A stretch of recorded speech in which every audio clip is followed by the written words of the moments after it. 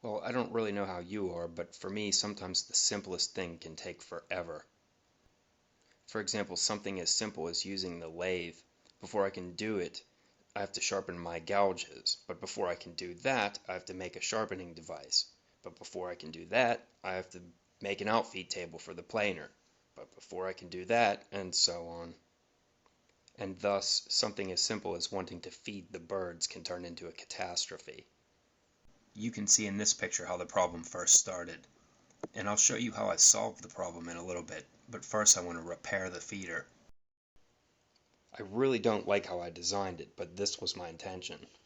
It was supposed to slide up and down on these support wires so that you could refill it, and the support wires would hang from these eye bolts here on the inside. That idea turned out to be way too cumbersome, so I'm going to redesign it a little bit.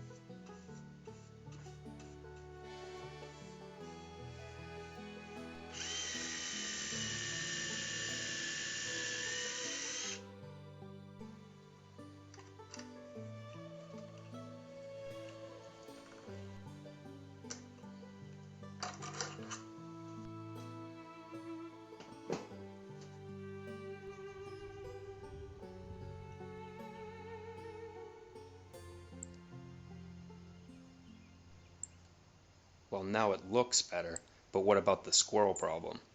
Let me show you how I fixed that. I made this trap using just what was laying around the place. Let me show you how it works. This trap is about as simple as it comes.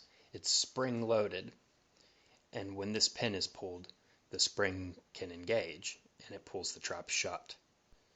These side fins force the animal to enter the trap through the front, and these little boards here prevent the animal from nosing underneath the steel cage once he's trapped. This prop rod has a string attached to it that connects to a mouse trap, and when the mouse trap engages, it yanks the prop rod out, and it closes pretty violently. Getting the shape of the prop rod just right takes some trial and error, but I found that it works more effectively if you keep it lubricated with some graphite. I fed a piece of wire through the trigger mechanism to make it a little more sensitive. The bait can be placed on this green wire. And as you can see, it's pretty effective.